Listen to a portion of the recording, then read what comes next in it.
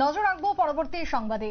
পানীয় জল থেকে বঞ্চিত গিরিবাসীরা, আর এর পেছনে অভিযোগ দপ্তরের গাফিলতি এবং তার সাথে রয়েছে কর্মীদের গাফিলতি, যার ফলে পরিশোধিত পানীয় জল থেকে বঞ্চিত হচ্ছেন গিরিবাসীরা। অভিযোগ তুলেছেন খোদ তেলিয়ামুড়া মুঙ্গিয়াকামি ব্লকের অধীন ভিলেজ এলাকার গিরিবাসীরা। তারা জানাচ্ছেন দীর্ঘদিন ধরে তাদের এই সমস্যা, বারবার ডেপুটেশন দিয়েছেন, সড়ক অবরোধ করেছেন, আন্দোলনে পর্যন্ত নেমেছেন, কিন্তু কখনোই কোনো সুরাহা হয়নি। বিলাইহাম এলাকার মানুষের জলের সমস্যা, বিশেষ করে প্রায় 150 জন পরিবারের জলের সমস্যা রয়েছে। কবে মিটবে এই সমস্যা? পঞ্চায়েত ভোটও পেরিয়ে গেল, আদৌ কি এই সমস্যা মিটবে, নাকি ভোটের পর ভোট বেরোবে কিন্তু জনগণের মৌলিক চাহিদা পূরণ হবে না? প্রশ্ন তুলেছেন তেলিয়ামুড়ার প্রত্যন্ত এলাকার গিরিবাসীরাই। কি বক্তব্য, কি অভিযোগ, শুনুন।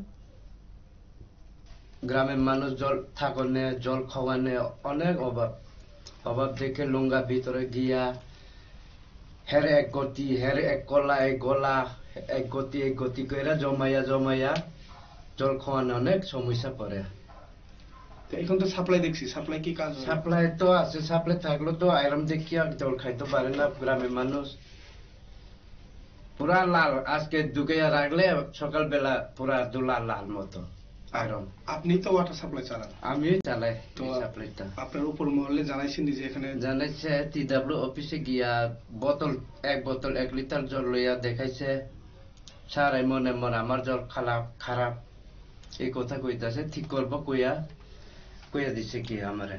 কত বছর হয়েছে এটা সাপ্লাই বসানো? 2 বছর হয়েছে। তো এখন কি চাও আপনারা, গ্রামের লোকের সাথে কি চাও? এই লাগিয়া হয়ে আমি সরকারের কাছে অনুরোধ আবেদন চাই, গ্রামের মানুষ যাহাতে সুস্থভাবে জল খাওয়ানো পায়, যাহাতে অসুবিধা না হয়, সুস্থভাবে খাওয়ান দিতে পারলে ভালো হইব কি। আচ্ছা, এই গ্রামের কত পরিবার লোক আছে? 150 উপরে আছে ফ্যামিলি। সব পরিবার তার।